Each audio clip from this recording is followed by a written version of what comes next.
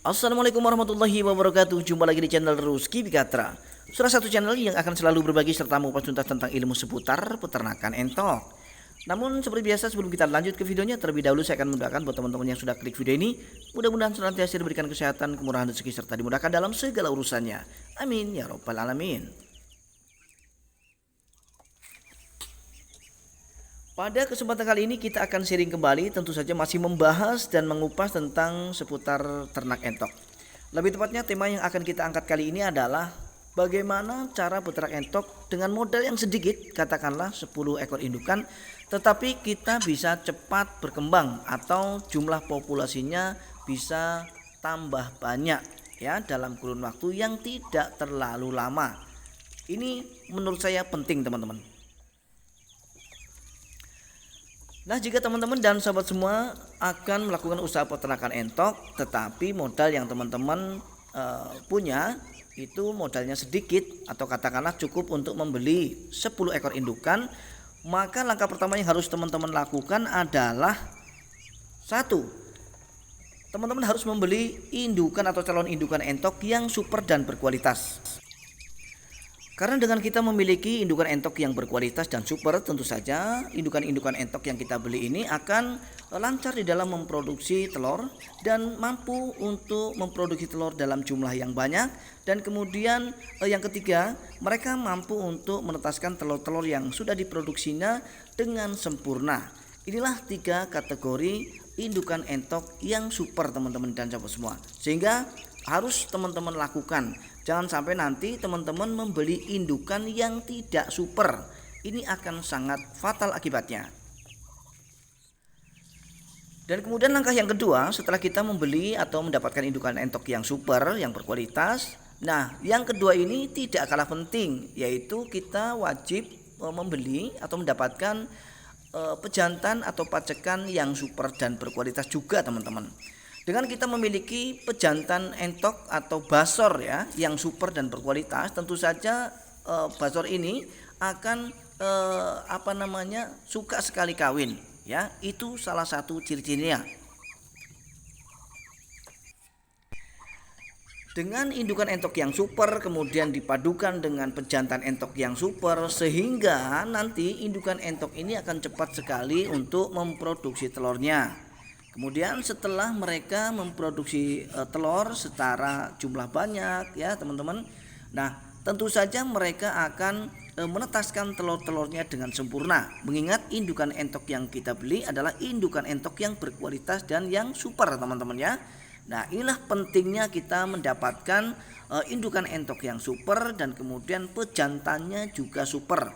Jangan hanya indukannya yang super tetapi pejantannya tidak mau kawin. Ini sama artinya indukan-indukan entok yang kita pelihara mampu untuk bertelur tetapi tidak bisa untuk menetaskan telur-telurnya.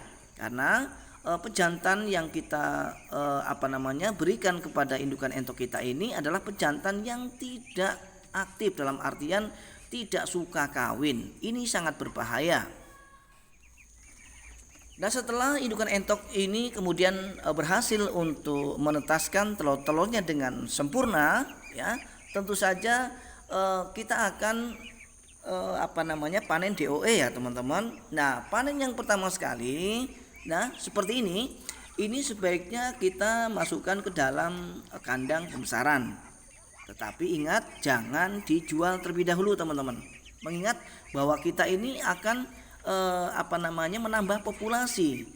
Jadi kalau anakan entok ini atau DOE hasil tetasan indukan entok kita ini kemudian langsung kita jual, maka kita akan lambat untuk mendapatkan populasi secara cepat ya. Nah, maka dari itu DOE hasil tetasan ini jangan sampai nanti kita jual terlebih dahulu, tetapi kita harus membesarkannya untuk menambah populasi kita. Dari pejantannya juga setelah kita sortir, jangan kemudian dijual, tetapi pejantan-pejantan yang ada ini atau calon-calon pejantan yang akan kita besarkan ini jadikan sebagai pacekan kita di kandang entok kita. Karena dengan kita mempunyai pacekan yang dalam jumlah banyak, tentu saja kita akan padukan dengan indukan entok dalam jumlah banyak juga teman-teman, dengan perbandingan 5:1 ya teman-teman. 5 untuk indukan dan kemudian 1 untuk pacekan atau untuk basornya. Jadi jangan salah teman-teman ya. Terkadang kita lambat sekali untuk berkembang dalam peternak entok yang dikarenakan ya telur-telur yang sudah diproduksi oleh indukan entok ini tidak berhasil untuk menetas.